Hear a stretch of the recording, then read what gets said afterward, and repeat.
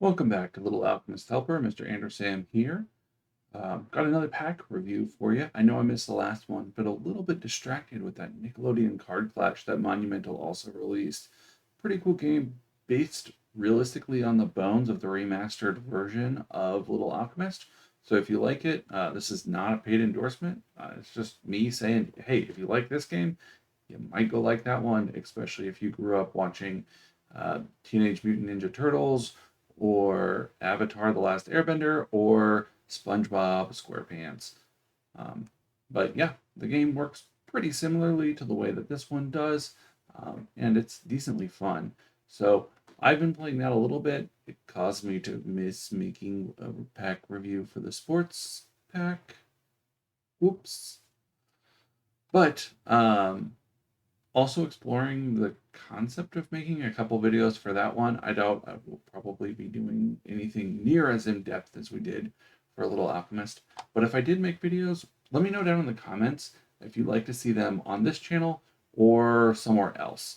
Um, Realistically, we didn't cover Animation Throwdown when that one came out, which was a similar situation. They took part of the Little Alchemist idea and they used it to create another card game called Animation Throwdown. This was 5 or 6 years ago.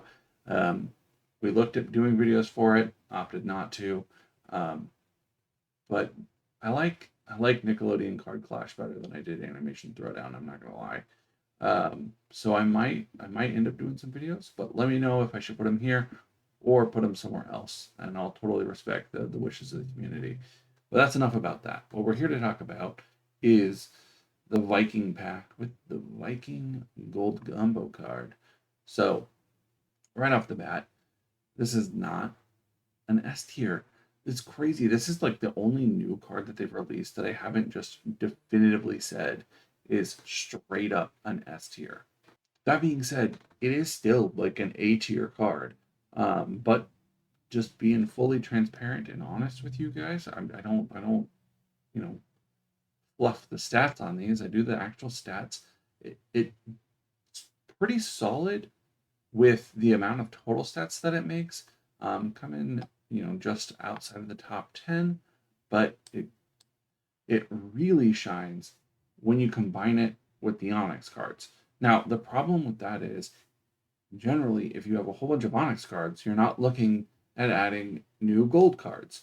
So that's where this card itself kind of it's hard to find a home. Um, it works it works well with the base set, but it works much better with the Onyx cards. So unless you're at that very specific point where you're transitioning your deck from mostly fused gold combo cards into Onyx and fused Onyx combo cards. It will fit really well in one of those decks, but if you're not quite to that point, it might be a little bit harder to use than some of the other new cards that they've been adding. Horn is the new Onyx combo card that they just added. Same thing, probably an A tier, not an S tier. It makes a ton of combos with the base set, but again, if you're looking at I'll take that back. Horn is much easier to use. I probably still wouldn't put it in an S tier, but you're two combos off of the absolute maximum combo, but a lot of those combos aren't as strong as some of the other new ones that they've been adding, and it just doesn't keep up with some of the mainstays that we've had. So like extraterrestrial is still ahead of it, monkey's still ahead of it. Wealth, that's another new one. Love is a new one. So a lot of the new ones that they've added are just better. Not saying that this isn't good. It's certainly a good Onyx combo card, and if I had it, it would probably go in my deck. But it's surprising that they're backing the gas off a little on just how strong the newest editions all seem to be. But that's only two of the cards in the back. There's a whole bunch of final forms. Let's run through those really fast too. Mascot Brawl is a critical strike, maybe like a B or a C tier critical strike. Doesn't have enough attack to push it to the top, and it doesn't have enough defense to cover the fact that it doesn't have the utmost attack, so it's not the greatest. The one that you're looking for is Odin. Odin has 36 attack, 21 defense. It's exactly like Brain Freeze. It's the strongest critical strike in the game. Now there's a couple of them, and the art is phenomenal. So this is now, if you account for art, which I don't know, it's like a silly little meme. Anyway, this is now the best critical strike in the game. It's better than Brain Freeze. If you disagree, deal with it. The last critical strike is Draugr Jarl. I no idea. Don't get the reference. Sorry. Uh, Decent base stats, meaning it's going to make like really good half onyx or full onyx combos. Obviously, no full onyx are currently available for it, but you can make some half onyx combos. Not a great final form though. Looking primarily to combine Viking with onyx versions of like vampire, undead, time, prehistoric. That's going to be where this one really comes into play, as those like half onyx combos should be pretty decent for you. Moving on to the absorb cards, we have a dragon friend. He might be like training that dragon. I don't know. Um, at night with his wings. I don't know where they're going with this. Anyway, it's a high defense absorb card.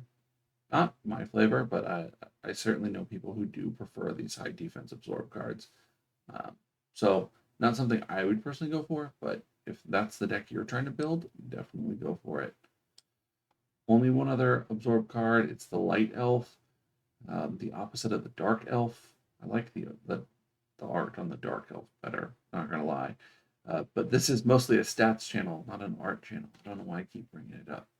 Anyway, it's nothing to write home about. It's a gold tier attack. The half onyxes that it makes aren't going to be that strong either. Like they'll be all right, just not insanely good. And the final form is meh. So let's move on to protect cards, where we have a 35 defense Valhallan Halls. That's pretty good. 70 A tier protect card. Really can't complain about that one at all. I know obviously there are a couple that go higher, but A tier, not S tier, decent protect card. The other protect card is the Viking Funeral, and it's got basically as much defense that you can get on a gold tier. So if you're on a dust budget but want to make a stall deck, that's another oxymoron. It like wants to have a place, and again, the half onyx in a stall deck will be pretty solid. So wolf, tree, earth, golem, death, all have onyx variants available, and if you're making a stall deck, that's going to make a great half onyx. So the only one plunder card in this pack is the Runic Raider, and this is the best plunder card in the game now. I say without double checking. So if I'm wrong, check the comment section. Someone will surely correct me. But I'm pretty sure this is the best plunder card in the game. That being said, still waiting for some sort of update on plunder. I don't see them being viable, unfortunately. We'll keep going. This one wins the award for best pun in the pack, and possibly my favorite pun now in the game. You've got Ragnarok and Roll. It's a 32-26 crushing blow, B tier crushing blow, but phenomenal name. The other crushing blow actually can be turned into a full onyx and is going to have really good stats. Not quite like Hydrobot stats, but really good full onyx stats.